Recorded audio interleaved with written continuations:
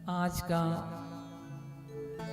बहुत ही सुंदर हमारा उत्सव होने वाला है, श्री कृष्ण जन्म। पर उससे पहले बहुत सारे प्रसंग हैं, कुछ संक्षेप में आप सुनेंगे, किसी किसी का विस्तार हो जाता है।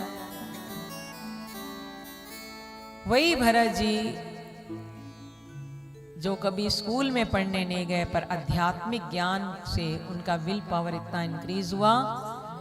राजा रवगढ़ की पालकी में जब उनको लगाया गया, आपस में संवाद हुआ, तो आत्मज्ञान दिया है भरत जी ने राजा रवगढ़ जी को। ऐसा ज्ञान जो कपिल भगवान ने माता देवहूति को दिया, ऐसा ज्ञान जो भगवान श्री कृष्ण ने अर्जुन को दिया। उस ज्ञान को सुनकर राजा रवगढ़ भरत जी के चरणों में गिर गए। इस ब्राह्मण कुल में उनका अंतिम जन्म था। अंत समय आया तो भगवान के परम धाम की प्राप्ति की। उसके बाद सुखदेव मुनि जी एक संतों की महिमा से भरा हुआ प्रसंग सुनाते हैं अजामिल का, जो बड़ा पापी था, वेश्यागामी था, संसार के सारे पाप उसने किए। फिर भी एक दिन संत पधारे, संक्षेप में ये सुनेंगे आप। तो संतों ने कहा कि अब जो तेरा पुत्र हो उसका नाम बस रख देना नारायण। क्या नाम रखना? ये संत दर्शन का प्रभाव है और हरि के नाम की महिमा है। भगवत नाम जो जपेगा, आजकल बच्चों के नाम कैसे रखते हैं? टिंकू मिंटू। अब तो फिर चेंज हो रहा है। संतों की कृपा से अच्छे नाम रखने लग गए हैं लोग। अगर आप नाम बच्चों के अच्छे रखते हैं, उनको बुलाएंगे, किसी का नाम राधा रखा है, राधिका रखा है, हमारे बीच राधा बैठी है, गुरुजी ने इसका नाम राधा रखा आफ्टर मैरिज। पहले तो कुछ और ही था। अब कितनी बार जो भी राधा राधा बुलाए तो वाणी पवित्र होगी कि नहीं होगी? केशव रखा करें, गोविंद रखें, पार्थ रखें, गोपाल रखें।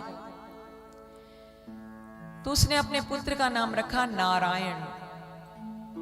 पापी था, अंत समय आया, बेटे को बुलाने लगा नारायण नारायण, इधर आओ इधर आओ। यम के दूत बाहर खड़े रह गए, उसके पास नहीं आए। ये तो नारायण नारायण बुला रहा है। जो नारायण बोलता है अंत समय में, यम के दूत वहां तक जा नहीं सकते। फिर भी धर्मराज जी से बोला कि ये तो अपने बेटे को बुला रहा है। बोले चाहे बेटे का नाम ले रहा है, ले तो भगवान का ही नाम ले रहा है ना, नारायण। भगवान के पार्षद आए, आपस में संवाद हुआ। बोले तुम्हें वापस जाना पड़ेगा। यम के दूतों को कहा, बोले अपने पुत्र को बुला रहा है, हमारे भगवान को थोड़ी, तुम्हारे भगवान को थोड़ी बुला रहा है। बोले भगवान का नाम ले रहा है तो इसको तुम नहीं लेके जा सकते। तो भगवान के पार्षद यम के दूतों को वापस भेज देते हैं। अजामिल को होश आया, मृत्यु से बचा लिया भगवान के पार्षदों ने। तो सोचा पुत्र का नाम लेने से यम के दूत भाग गए, भगवान के पार्षद है, यदि मैं सच्चे मन से उस भगवान का नाम जपूं तो फिर क्या सदगति मिलती होगी। ज्ञान हो गया, सारे पाप नष्ट हो गए, प्रभु चरणों में लग गया और भगवान के पार्षदों ने उसको बद्रीनाथ भेज दिया। वहां जाकर तपस्या की और अंत समय में भगवत प्राप्ति को प्राप्त हुआ। सारे पाप जलकर भस्म हो गए। बोलो बंसी वाले की।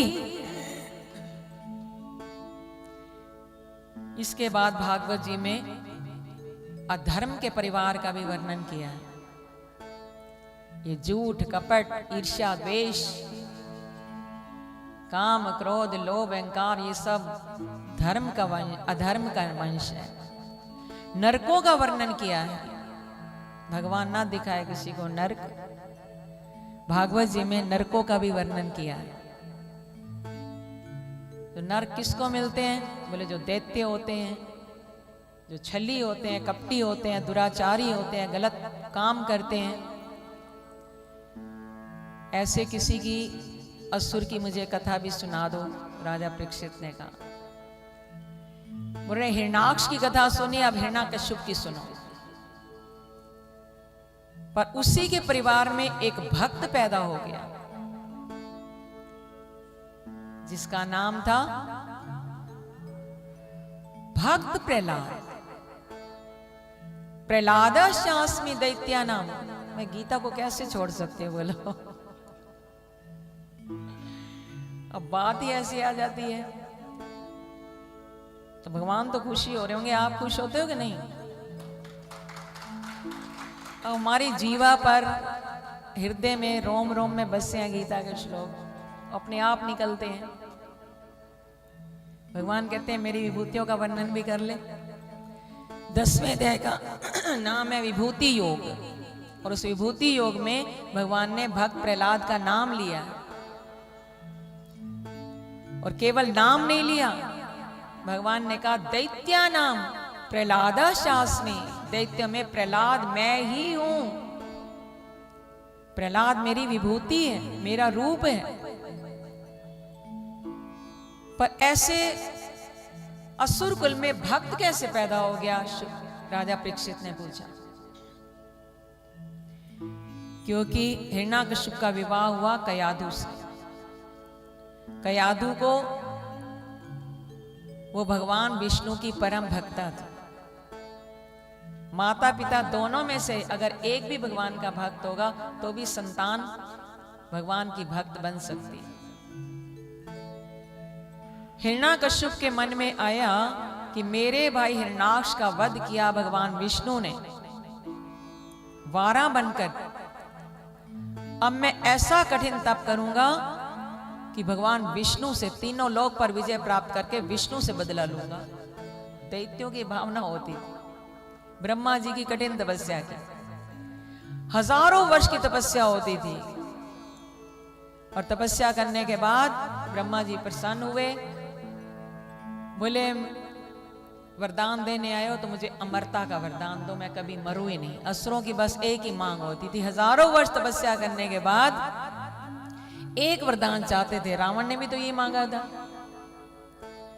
हिरण्यकश्यप ने कहा मुझे कोई मारने वाला पैदा ही ना हो। ब्रह्मा जी ने कहा ये वरदान देने की शक्ति मुझ में है ही नहीं। तूने तप किया, मैं प्रसन्न हुआ, मैं आ गया हूं, अब तुम कुछ और मांगो। तो फिर एक रक्षा कवच मांग लेते थे। जैसे रावण की नाभि में अमृत का कुंड था, जब तक वो नहीं सूखेगा मर नहीं सकता था।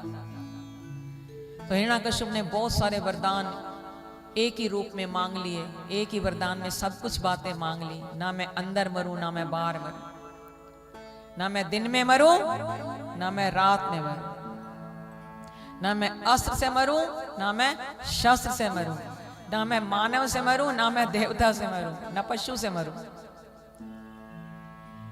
ऐसे इतने सारे वरदान मांग लिए। तो ब्रह्मा जी ने कहा तथास्तु। अब वो वरदान तो दे देते हैं, हमारे ठाकुर को कोई युक्ति लड़ानी पड़ती है। ना अंदर मरूं, ना बाहर मरूं, ना दिन में मरूं, ना रात को मरूं, ना अस्त्र से, ना शस्त्र से, ना मानव से, ना पशु से। तो हिरण्यकश्यप ने जब ये वरदान पाए तो बड़ा आताताई बन गया, अत्याचार करने लगा तीनों लोगों पर विजय प्राप्त करने के लिए। इधर कयाधु जब वो तप करने गए हुए थे, कयाधु गर्भवती थी। देवऋषि नारद उनको अपने ही संरक्षण में ऋषियों के आश्रम में लेकर गए, और नारायण नारायण नारायण जैसे वो स्वयं जपते थे। कयाधु के अंदर जो बच्चा पल रहा था उसने नारायण शब्द सुना, गर्भ में ही वो नारायण नारायण का जाप करता था। समय आया, पुत्र का जन्म हुआ, तो नाम क्या रखा? प्रहलाद। क्या नाम रखा? वैसे ये 4 भाई थे। जो सबको आनंद दे उसका नाम प्रहलाद। तो भक्त प्रहलाद ऐसे भगवान के भक्त हुए पिता ने गुरुकुल भेजा पढ़ने के लिए, वहां भी वो हरि बोल हरि बोल हरि बोल हरि बोल बोलते। जो संग के साथी थे वो भी उनका स्पर्श करते थे तो वो भी हरि बोल हरि बोल हरि बोल करने लगते थे। गुरुकुल से वापिस आए, पिता ने पूछा क्या पढ़ के आए? हरि बोल। हरि बोल? ये हरि कौन है? बोले जो सबके पिता है, परमात्मा है, नारायण है। जो हिरण्यकश्यप भगवान को अपना वैरी मानता था, अपने पुत्र के मुख से भगवान विष्णु की प्रशंसा कैसे सुन सकता था? क्रोध आया, समझाया विष्णु का नाम जपना छोड़ दे।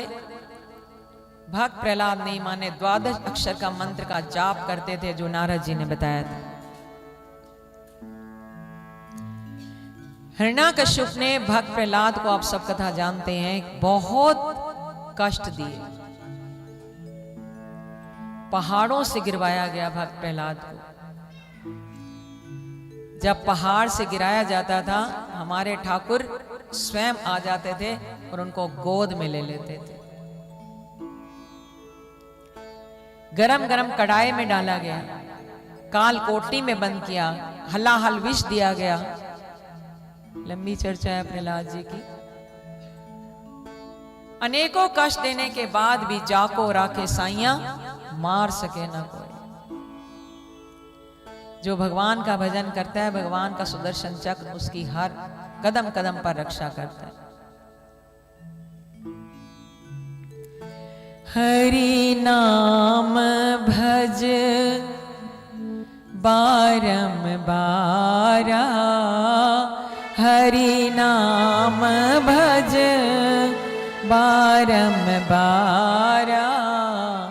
चक्र सुदर्शन करे रखवारा, चक्र सुदर्शन करे रखवारा।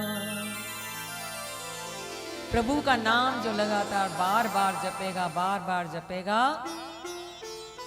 तो भगवान का सुदर्शन चक्र, भगवान ने वचन दिया है, मेरा चक्र कदम कदम पर उसकी रक्षा करेगा। हर कष्ट से बचाया भगवान ने। हिरण्यकश्यप ने सोचा ये मरता नहीं।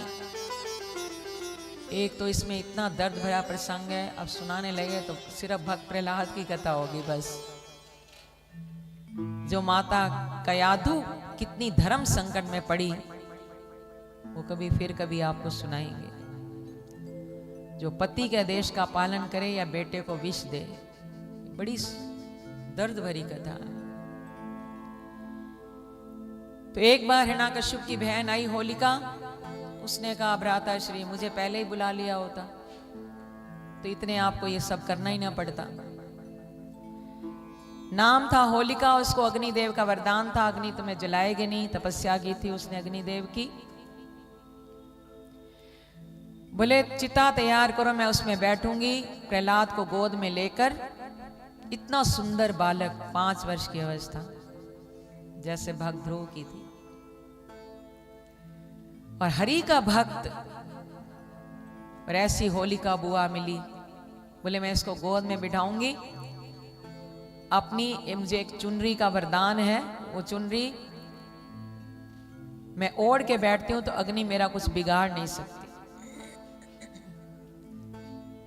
प्रहलाद जल जाएगा पर मैं बच जाऊंगी। जो दूसरों के लिए कुआं खोदता है, याद रखना वो एक दिन उसमें स्वयं जरूर गिरेगा। इसलिए ना किसी का बुरा करें, ना किसी का बुरा देखें, ना किसी का बुरा सुने।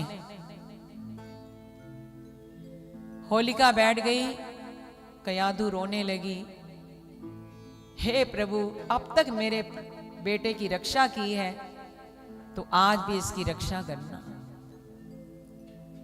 सब लोग तमाशा देखने के लिए तैयार खड़े हैं। अग्नि लगाई गई, भक्त प्रहलाद उसकी गोद में है होलिका की। तो अग्निदेव का जो वरदान था, अगर आप गलत काम करेंगे वो वरदान भी विफल हो जाएगा। अनसक्सेस होगा वो। पवन देव ने ऐसी हवा चलाई, वो जो चुनरी ओढ़कर बैठी थी होलिका, वो सारी चुनरी तो भक्त प्रहलाद पर आ गई, होलिका जल गई और भक्त प्रहलाद का बाल भी बांका।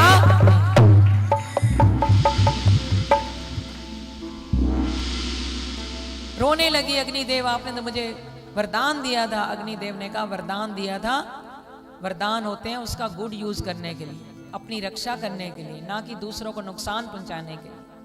तूने इस वरदान का दुरुपयोग किया, इसलिए अब ये वरदान विफल हो गया। प्रहलाद जी आए, एक दिन चर्चा फिर हुई, कहाँ है तेरा ये विष्णु, कहाँ रहता है? बोले वो सर्वत्र रहता है, मुझे तो वो सब जगह दिखता है। जैसे गोपियां कहती थी, जित देखो तित श्याम मई। इन दैत्यों में भी है, इन राक्षसों में भी है, हर जगह मेरा भगवान है। तो वहां एक खंबा था, बोले इस खंबे में भी है तेरा भगवान? बोले हाँ, मुझे तो इस खंबे में भी दिखाई दे रहा है। सर्वता पाणिपादम तत् सर्वतो अक्षि शिरोमुखम। कौन सी ऐसी जगह है जहां ठाकुर ना हो? God is everywhere, no place is here without God. हर जगह भगवान बसते हैं। अगर इस खंबे में तेरा भगवान है, मैं अभी इसको खंडित कर देता हूं, देखता हूं कैसे तेरा भगवान यहां प्रकट होता है।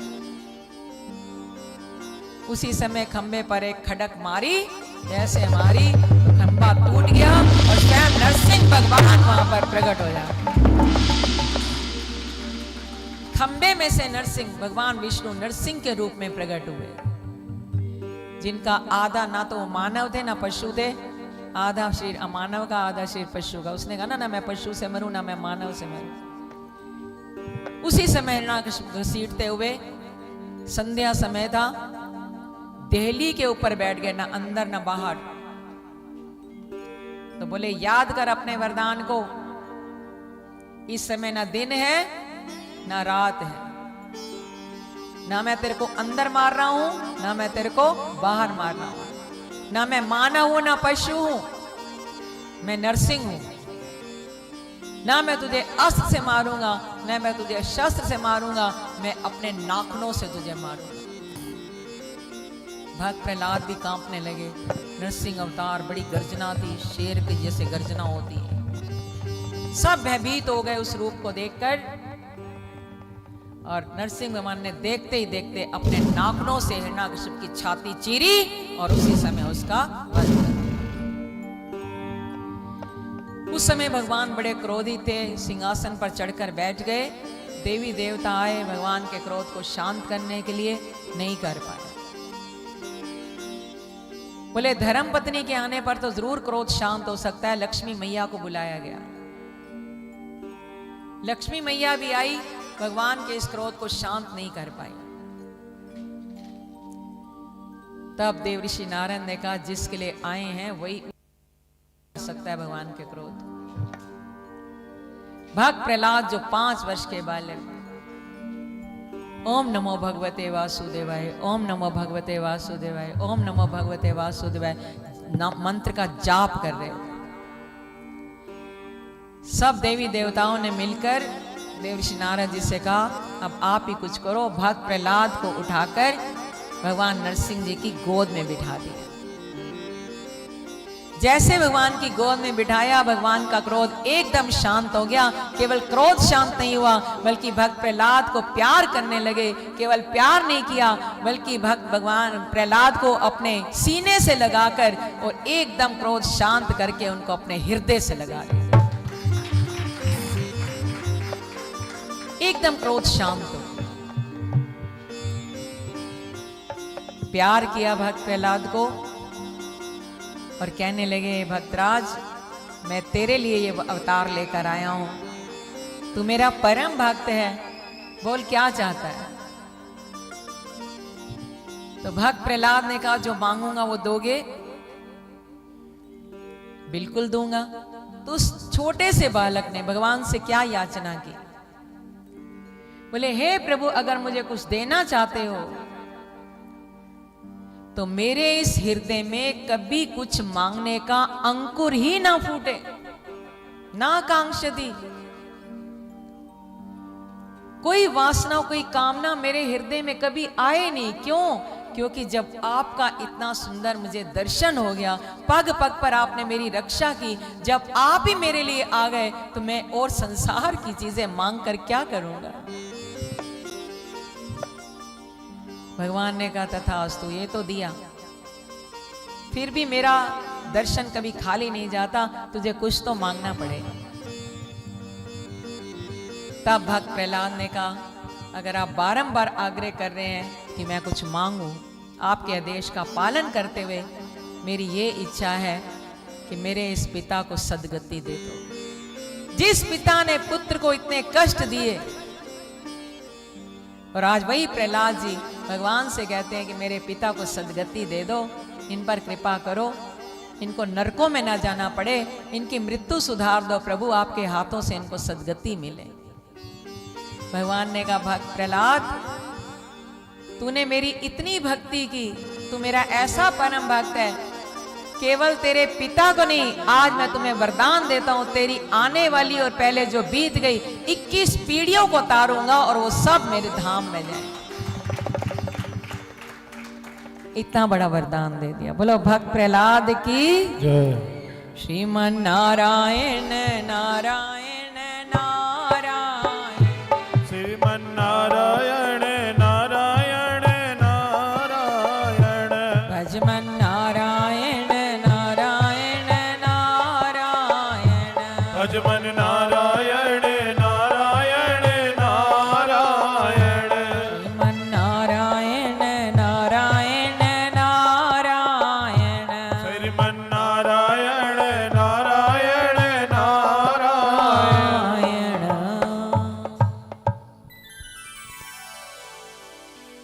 राजा परीक्षित भक्त प्रहलाद के इस प्रसंग को सुनकर उनका हृदय गदगद हो गया। आज मुझे पता लगा दैत्यों में ये भक्त कैसे पैदा हुआ।